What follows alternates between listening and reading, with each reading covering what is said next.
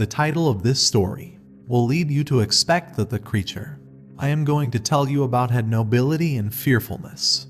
But you might not guess that the story really concerns a very large tiger that had other characteristics, which I am sure you will agree were far from noble. Very few of you will have heard of Amligola, for it is situated in the remoter jungles of the district of Shimoga in Mysore state, and was only a hamlet at the time of my story. People called him Aristocrat, and he earned his title by his unexpected behavior. At the time he first appeared, in the thick forests surrounding the hamlet, it was rumored that he came from the jungles of Tagarthi, a place renowned for tigers. There is a small hillock in the forest, about 2 miles from Amligola, which borders the track leading from this village to Tagarthi. One evening, around 5 o'clock, woodcutters returning home along this path were surprised to see a tiger sprawled on a rocky promontory of the hillock, basking in the rays of the sun that had still an hour to go before it would sink. Behind the tops of the towering teak trees to the west, they quickened their footsteps. Everyone knew that these dense jungles were the homes of tigers, although such animals rarely showed themselves in broad daylight. The tiger they were now watching, although fortunately from an appreciable distance, was an enormous brute and, to judge by his attitude of lazy indifference, seemed to care little about their presence. They were talking loudly and he could see and hear them, but he continued to lie on the warm rock as he turned his huge head in their direction with the mildest curiosity. Thus the woodcutters judged it better to get home while the going was good and before darkness overtook them. Against such a monster, they would have no chance whatever once the sun sank and the brief jungle twilight merged into gloom. Quite often thereafter, the graziers, woodcutters, and forest guards saw this tiger of an evening, at about the same time, sunning himself on the same promontory, and looking at them quite unconcernedly as they moved through the jungle or followed the footpath that wound around the base of the hill on its way to Amligola. None of them remembered having seen a tiger do this sort of thing before. Panthers had been seen quite often on the same rock or other rocks, sunning themselves of an evening, but never a tiger. The larger carnivores are too cunning and too shy to expose themselves in this way to an easy shot from a rifle. Nobody fired at the basking tiger for the very good reason that nobody in Amligola at that time possessed a rifle, while the range was too great for the ordinary muzzle-loading gun, a couple of which, unlicensed of course, were owned by local villagers. For the first few months, this seemingly inoffensive tiger had been content to confine his attentions to the spotted deer and other wild fauna of the forest. Then, as rarely happened in this area that was so close to the Western Ghats and received a heavy rainfall, the southwest monsoon failed one year, and the jungle became dry, where a little water was still to be found and some grass for their bellies. The herds of cattle that fed along with the deer and had not been molested by the tiger so far now found themselves alone. Nevertheless, this tiger was choosy about his meals. He left the herds and wandered into the village fields, where he started by killing the owner's large white bull. Not only did the tiger slay the huge bull with one slap of his paw and a twist of its neck, but he slung the quarry across his back and walked off with it in broad daylight, neatly leaping the 6-foot-wide nullah that divided the field from the forest. The field was at the back of the postmaster's house, and the owner was in the backyard, washing his clothes at his little well, and saw the whole thing happen. He shouted at the top of his voice, hoping to frighten the tiger into releasing its prey, although this would have done no good anyway, because the white bull was already dead. But, far from being alarmed, the tiger was not even perturbed. He walked majestically at the same pace towards the nullah. The dead bull across his back jumped the obstruction and disappeared into the forest beyond. The tiger killed again, and quite often after that, but strange to relate, on each occasion his prey was a lone, large bull or a fat, sleek cow. Never did he attack the herds, as other tigers and panthers had done before him, to choose and kill the first animal within reach. This tiger spent a long time in selecting his victim, and it always had to be the biggest animal he could find, proportionate to his own colossal size. revealed by the immense pug marks he left on the fields. At that time I happened to visit Tagarthy, a favorite haunt of mine, where I came to hear about the aristocrat and his colossal size. As this animal was killing normal prey, I had no intention of interfering with him, but repeated stories of his extraordinary size made me curious to catch a glimpse of him if I could. So I set out on foot one dark night, along the jungle track that led through dense forest to Amligola. The rifle across my back in case of emergency, a 3-cell spotlight torch in my hand, and a set of spare cells in my pocket. I remember that night well. On the way, the beam reflected the green light of the eyes of spotted deer and sambar, bobbing up and down as they tried to avoid the torch beam. The single, red eye of wild boar that refused to face the light but rushed away. The wide-set blue light from the eyes of a bull bison that stared morosely as I passed. The red-white light of a panther's eyes as they sank behind a small shrub and then peeped at me from over the top. And the pinkish-blue eyes of a sloth bear as it sat on its haunches to watch me as I padded past in my rubber shoes. I had entered the fields bordering Amligola when I met the aristocrat, and immediately recognized him, although I had never set eyes upon him before.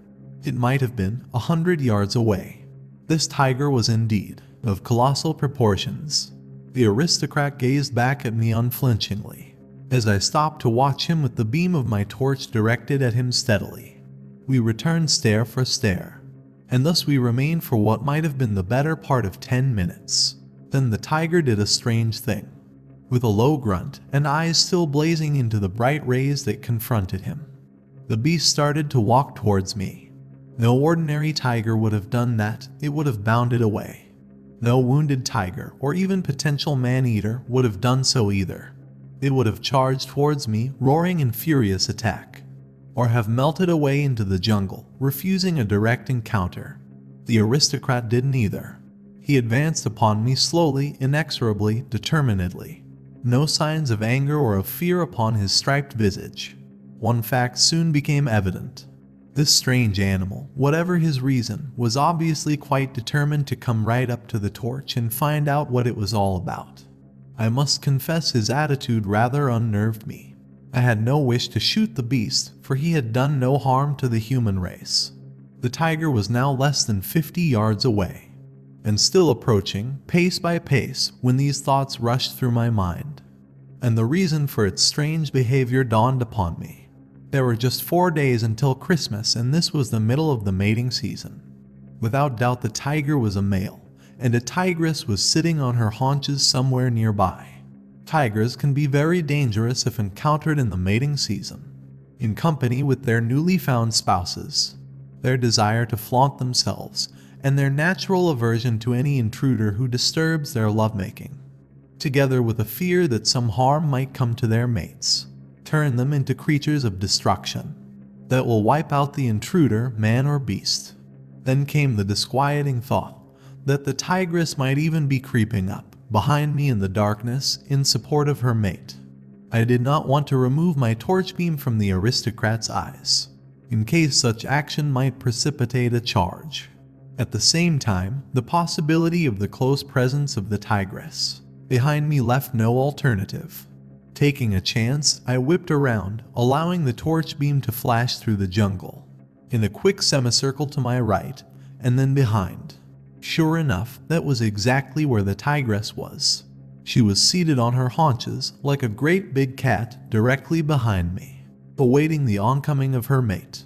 The reason for the tiger's strange behavior was evident enough after that. He had been approaching the tigress when I had happened to move between them, and the mating urge had been too strong to deflect him from his purpose. I had no illusions about what he would do when he found me standing between him and his girlfriend. It was time to get the hell out of there. This I proceeded to do forthwith, and with dispatch, by stepping sideways as rapidly and as silently as possible, while still keeping the torch beam directed upon the tiger. The aristocrat halted abruptly, and his grunt turned into a loud growl. What was worse, I could hear the tigress growling behind me.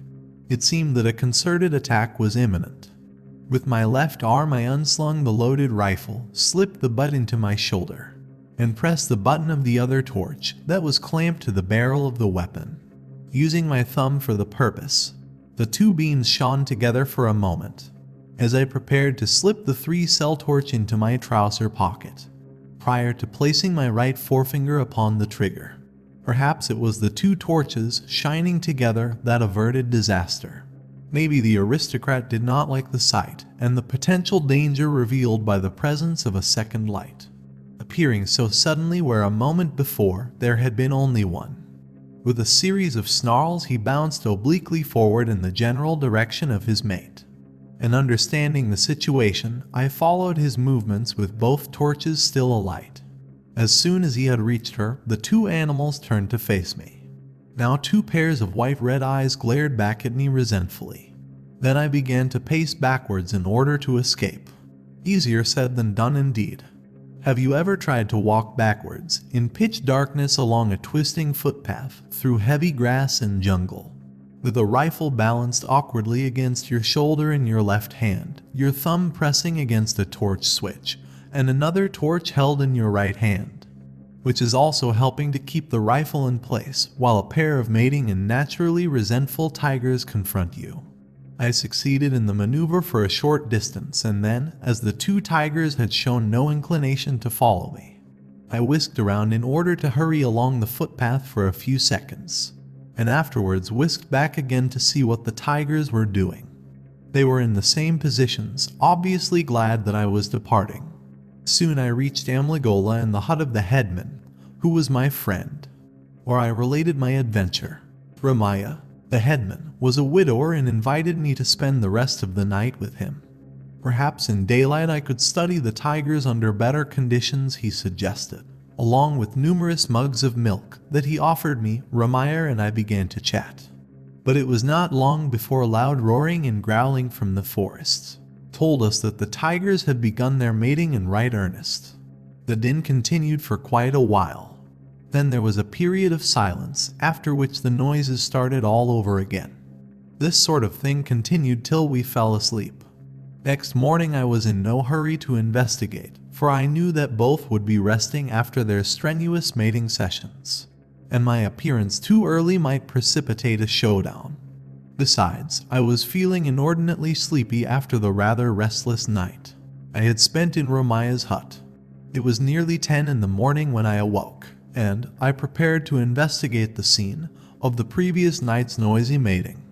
Ramaya excused himself from accompanying me on the plea of urgent field work, so I set out alone. The spot whence the noises had come, when at last I located it, maybe a little over a furlong away, revealed the energy that the 2 tigers had put into their lovemaking. Although fairly hard at this time of the year, the earth was scored and dug up in clods, the smaller shrubs having been ripped from the soil, roots and all, by the antics of the gambolling beasts.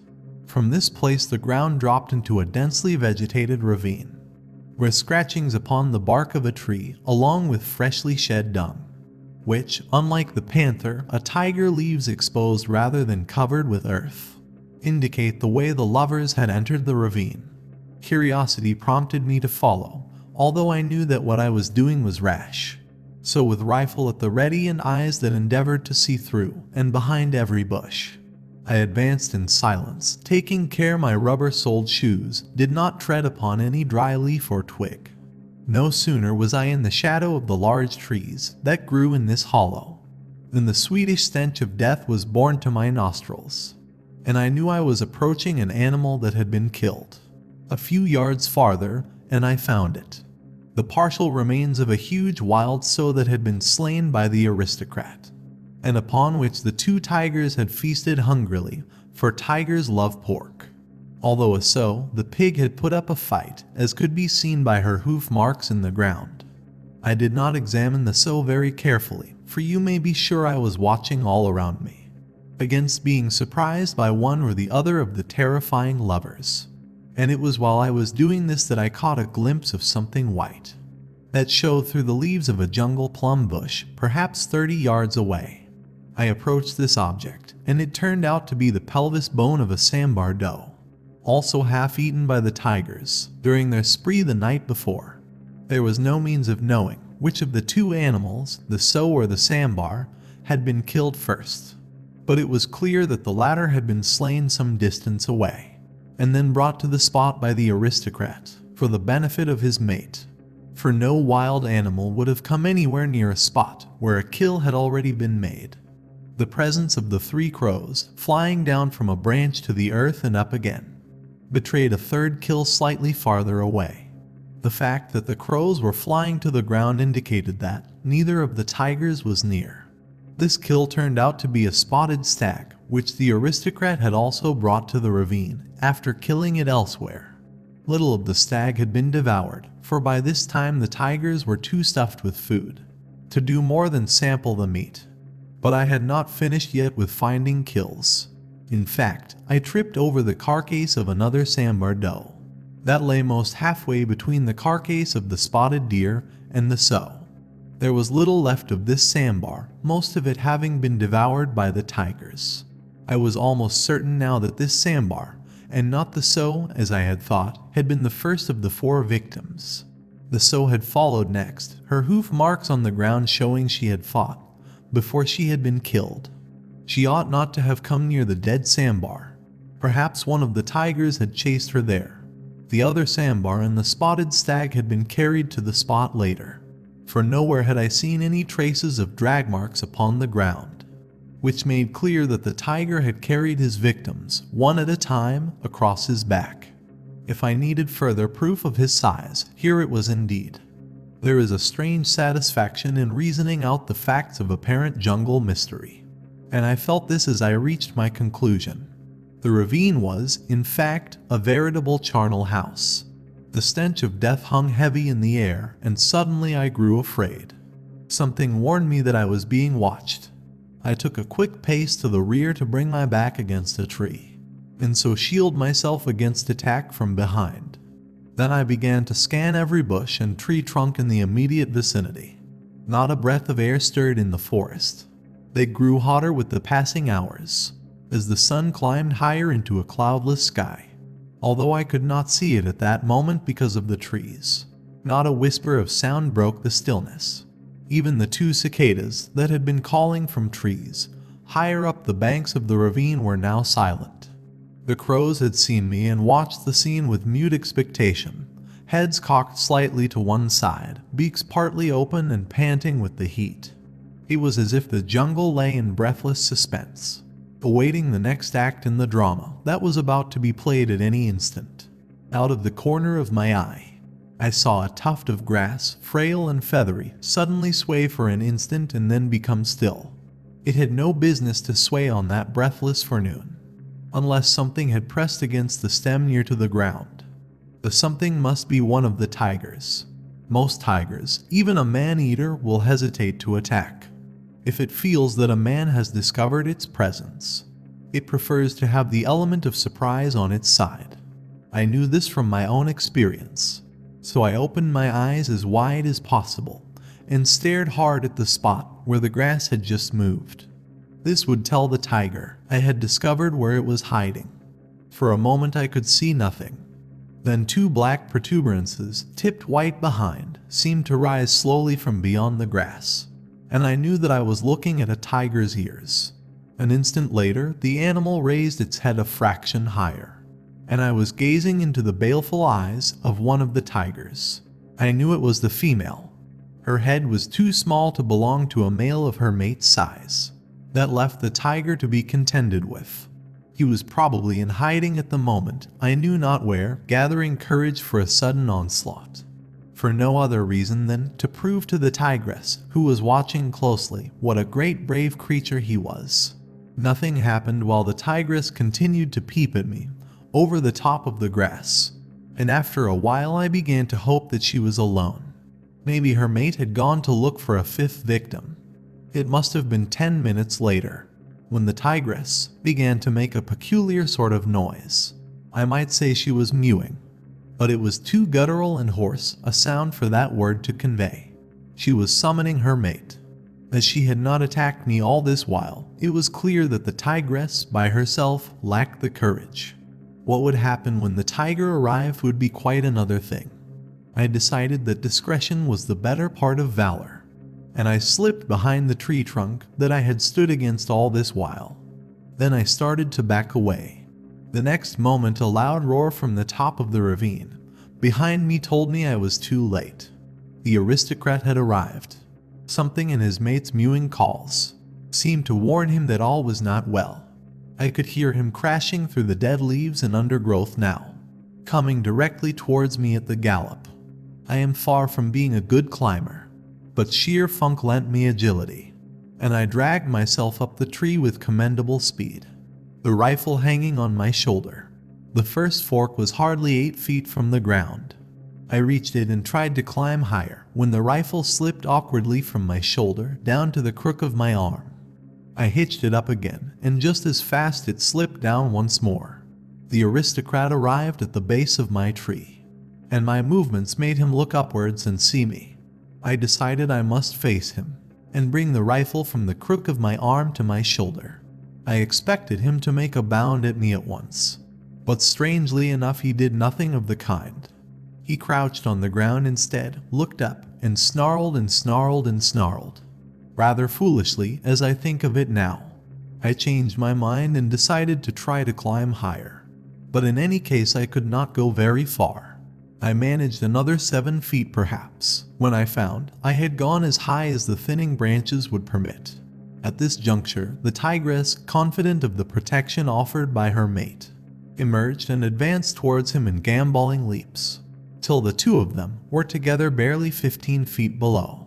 I hoped that neither of the tigers would try to follow me, as the bough to which I was precariously clinging was too frail to support any additional weight, while by my own foolishness, in ascending higher, I had put myself in a nasty plight.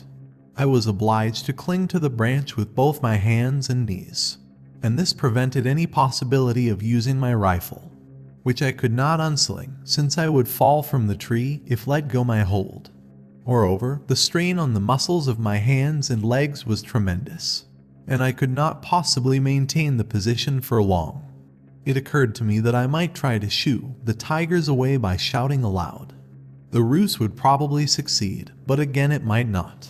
The sound of my voice might irritate the animals, particularly the tiger, who till now had behaved like a gentleman. The two tigers settled the matter after a few minutes, as if by mutual consent, when they calmly walked away side by side. Allowing another 5 minutes to pass, I descended cautiously, but there was no sign of either animal. Even after I climbed the bank of the nullah and started walking to the village, I really owe the aristocrat and his mate a debt for sparing my life. Shortly afterwards I was trudging back to Tagarthy, thinking I had heard and seen the last of the tiger. But as I was soon to discover, that thought was entirely wrong. Hardly had I been a month in Bangalore, when the headman of Amligola, with whom I had spent the night listening to the aristocrat and his mate, wrote me a postcard which he had tramped all the way to Tagarthy to post, informing me that the big tiger was growing overbold, and begging me to come and shoot him. It was only a matter of time, he said, before the aristocrat would turn man-eater. I oppose hunting tigers that have not molested man, and I was not going to accept the headman's fear of something that had not yet happened. The aristocrat might never become a man-eater, and I had certainly no justification for shooting an animal that had spared my life on 2 occasions. It happened that I had a few days to spare, and could think of no more pleasant occupation than trying to see my benefactor, the huge tiger, once again.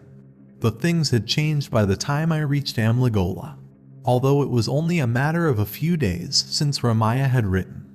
The big tiger had grown bolder indeed, killing more of the villagers' choice cattle. Ramaya had already lost his best bull, and now the aristocrat saw it fit to slay his second best. This was too much for the already exhausted patience of the headman.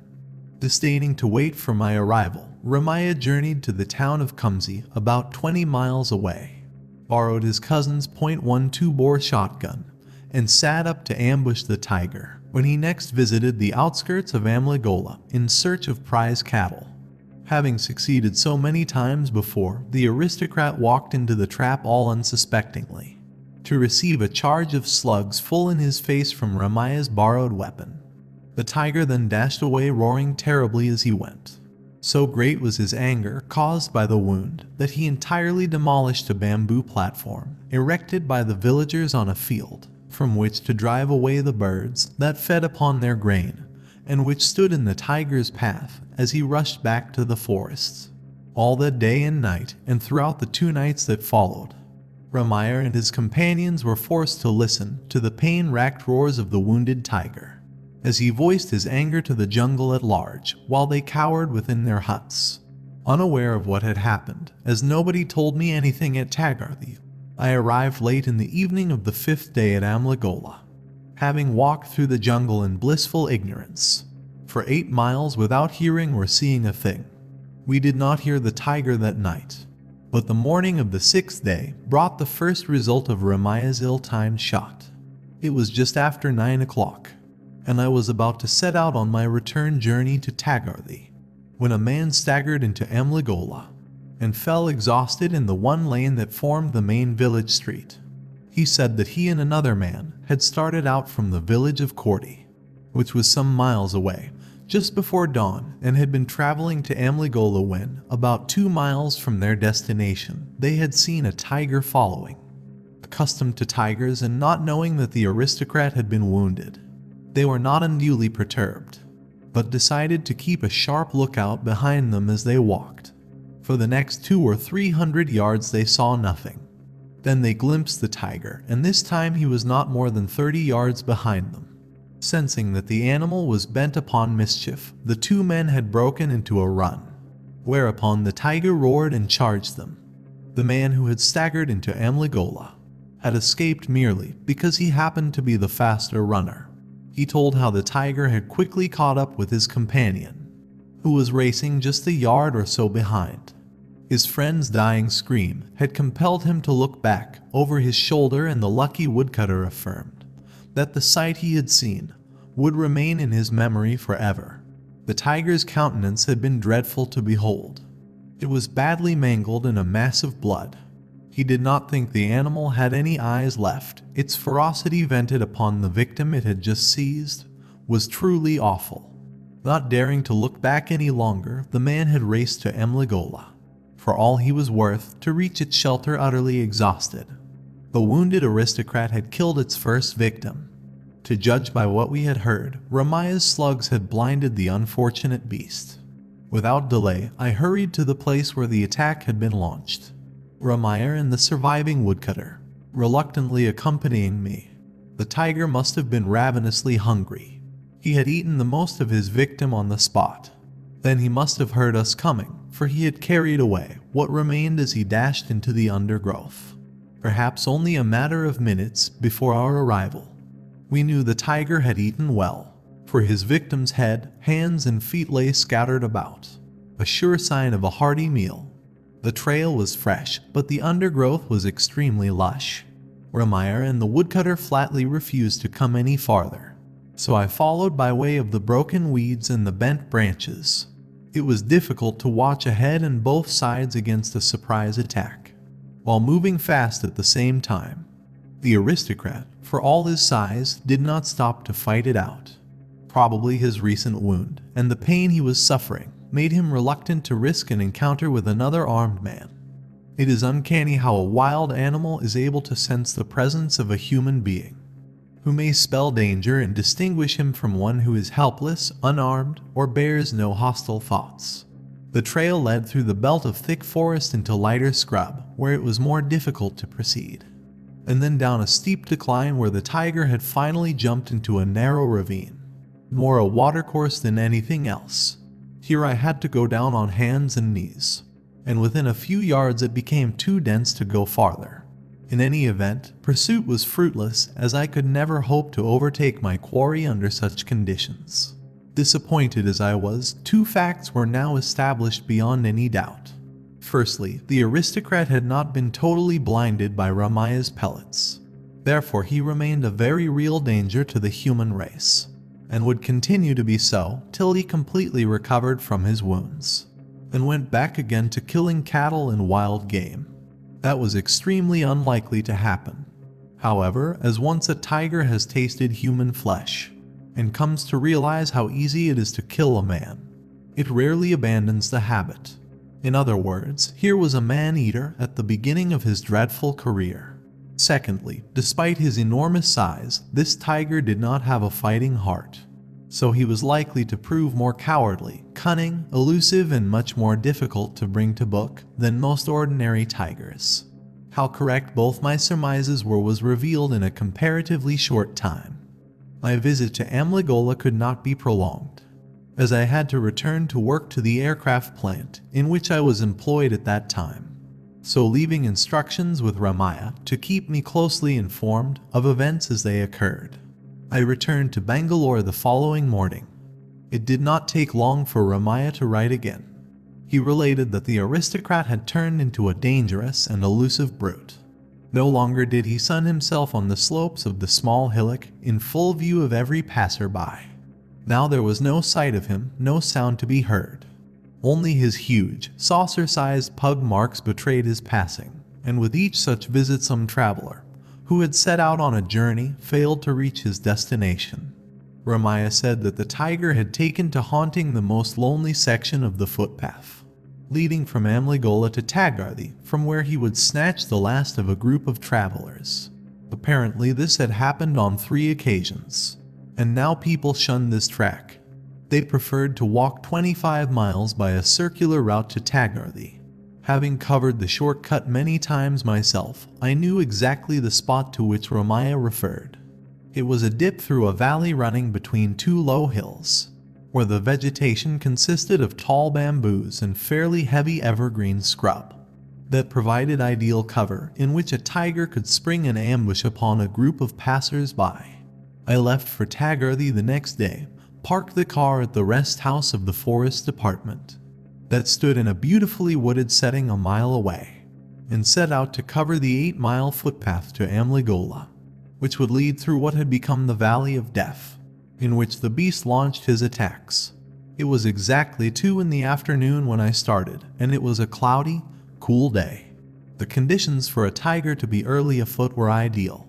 I would have to progress slowly and carefully, and timed my arrival at Amligola at about 6 o'clock, or at most half an hour later, just as it was getting too dark to see.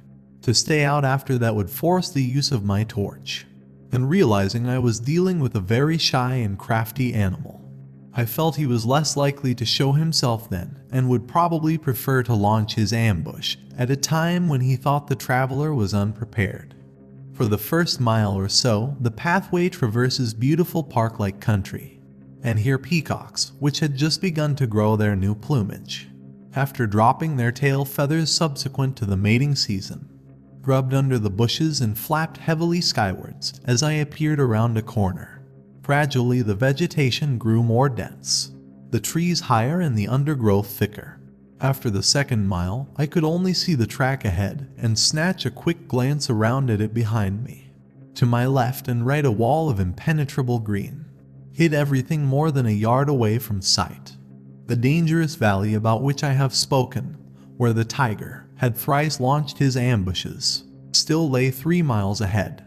The closer I approached this valley, the more dense became the vegetation. Actually, this sort of jungle is not favored by tigers as a rule, who prefer the park-like country. Bison, elephant, sambar, and barking deer are at home here, the felines choosing the more open jungles where their main prey, such as spotted deer, wild pig, and of course village cattle, graze on the plentiful grass that grows there. It was another indication of the aristocrat's craftiness that had induced him to change from the habit of his species, to haunt a place affording him the maximum cover for his ambushes. At last I tipped down the foot of the hill, the base of which marks the start of the Valley of Death. It is 3/4 of a mile, or perhaps 7 furlongs, to the point where the path starts climbing the next hill, and dense bamboos with lush undergrowth press heavily upon the narrow trail on both sides. I halted for a moment to pick up a handful of sand, which I raised to shoulder level, and then allowed to trickle slowly from my fingertips. There was little breeze, but what there was carried the sand earthwards, slightly to my left. The wind was therefore blowing from right to left, and the tiger, if he attacked, would almost certainly do so from the left-hand side of the track, and not from the right. My deduction was based upon a fundamental law of the jungle. Felines prey upon deer and such creatures, which have a keen sense of smell. To do so upland would render their stalk abortive, for the currents of air would betray their presence, and their quarry would escape. Carnivores have therefore learned by instinct always to approach downwind, that is against the wind, so that their own scent will not give them away before they can attack. Unlike deer, the human being has practically no sense of smell, and the average person would not be able to scent a tiger or a panther, even in hiding a yard away, whatever the direction of the wind. But the feline does not know this, and so applies the same rules to stalking a man as it would to stalking any other jungle creature. For this reason, I was almost sure that the aristocrat, if he came for me, would attack from the left. And being the coward that he was, 10 chances to 1 from behind me. Having established all this by reasoning, I began to walk silently forwards along the track, alert for anything that might happen. The first quarter mile or so was fraught with apprehension. Every little while, I glanced backwards to see if I was being followed. Once, as I looked back, I was in time to see a bush I had just passed sway violently, then come to rest. I swung around. I knew that I could not see beneath the bush. It was far too thick, but I could watch the top of it. A tiger cannot spring out of the middle of a bush. It has to creep forwards to break clear of its branches before he makes its leap, and when it creeps, the tops of the bushes will shake. If you keep watching the tops of the branches, you will be able to see them move, then you will know it is coming. Sure enough, the top of one of the branches, very near the edge of the pathway, shook slightly as something brushed against its base. This is it, I said to myself, and raised the .405 to my shoulder. A moment later the branch vibrated more noticeably, and out walked a wild boar into full view. Seeing me suddenly, it swerved head-on, the bristles on its neck rising like spines, head bent low with tusks aimed at me, small red eyes looking upward angrily. I felt like laughing, but sighed with relief. The fact of the boar appearing from my left indicated that the tiger was not in the immediate vicinity. Noticing that I stood motionless and made no move towards him, the boar decided that I must be harmless after all, although something to be regarded with grave suspicion. With head still bent at an angle to keep me in view and charge if necessary, the pig crossed the track to plunge into the thickets on the right with a loud brushing of the leaves. The next instant it was gone. This time I really sighed. I went on again, relief making me a trifle less cautious perhaps, and was soon within reach of the end of the valley. I saw nothing in front of me. I looked back, but nothing was there. I looked in front again when something urged me to turn around, and there was the aristocrat, or rather his head, emerging from a wall of green to my left that I had just passed. Not a sound had he made. My rifle came to my shoulder, and I squinted down the barrel, but the tiger was no longer there to aim at. Instinct and his inherent cowardliness warned him that here was no defenseless passer-by. He vanished as silently as he came. Confidence made me bold, and I stepped forward to catch a glimpse of him. A low growl, and then the rustle of leaves, several yards away in the undergrowth, told me that the big tiger would not stay to fight. He was running away. I arrived at Amligola shortly before dark to recount my adventure to an astonished Ramaya. I did not know quite what to do the next day. Ramaya said it was useless to tie out cattle as bait, for the aristocrat would not look at them. In any case, there were very few cattle in Amligola, and none of their owners would sell for this purpose. I would have to wait to walk back to Tagarthi the following morning if I wanted to buy a bait. That afternoon, the aristocrat broke his own rule. Perhaps he was over-hungry. Maybe he thought the valley was too dangerous for him to haunt for a while with me in it. So he killed a man in the park-like jungle I have told you about, a mile or so from the Tagarthi Forest Rest House, where I had left my car. The victim's 3 companions came hurriedly through the valley to bring me the news.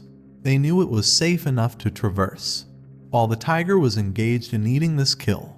It was nearly 3 in the afternoon when they arrived, and I had 7 miles to cover to reach the site of the incident. We found what was left of the man. A little after 4:30, the aristocrat had attacked his victim in the expected fashion, from behind a bush out of the center of which grew a wild cashew tree, killed him and carried him back to the same bush, behind which he had set to work and eaten more than half the body. The 3 men, who had been walking in front of the victim, had practically run the rest of the way to Amligola. The wild cashew tree growing on the spot was a very lucky factor.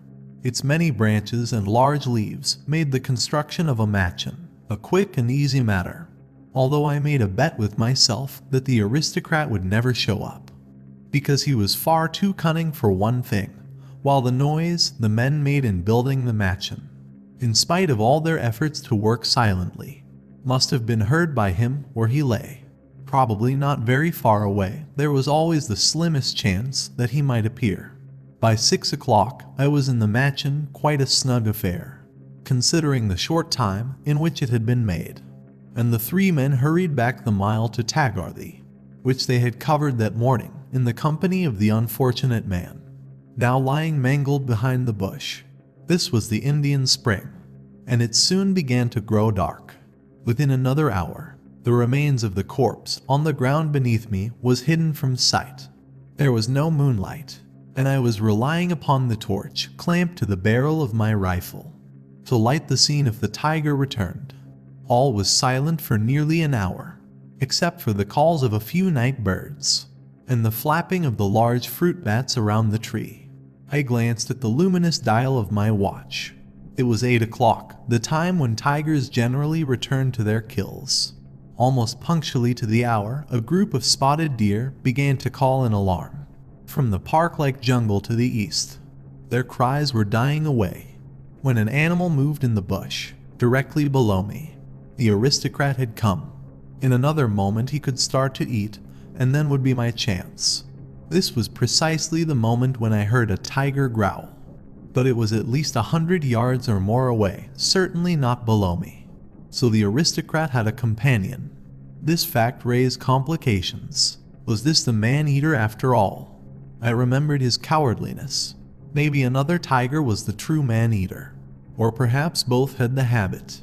My thoughts were interrupted when the animal below me snarled, then dashed off at top speed. After that I heard neither of the tigers, and thought they both had gone, when, a few minutes before 9 o'clock, a twig snapped, and this was followed by the crunching of bones. One of the tigers had returned, so I slowly raised the rifle to my shoulder in preparation for a shot. An instant later, pandemonium broke out. A series of shattering roars came from the darkness a short distance behind me. A coughing snarl issued from directly below, and this was followed by the sound of a large body frantically clawing its way up the trunk of the tree upon which I was sitting. At about the same instant, a second body crashed against the tree, which shook under the impact and started tearing at the trunk. The tree swayed as if struck by a hurricane, and I felt I would be hurled out of the machin. Roars, growls, and snarls from below my very feet threw me into panic. Hastily pointing the rifle barrel downwards, I pressed the torch button. The light cut through the night and fell upon a panther only 2 feet below, but it was gazing downwards. I moved the barrel slightly, and now I looked into the blazing eyes of the aristocrat, who would never have had the courage to attack the tree on which I was hiding, had not the panther, stealing from the kill, thought fit to take refuge in it. Neither animal knew the tree was already occupied by me. The first was an easy shot between the eyes. The aristocrat fell backwards as his roars came to an end. So was the second. The panther looked up in startled amazement, to provide another easy shot, also between the eyes. I could not afford to spare him, though I would have liked to do so. He had been eating from a human kill, and might turn into a man-eater himself. The aristocrat was perhaps the largest tiger I have ever shot, and surely the most cowardly.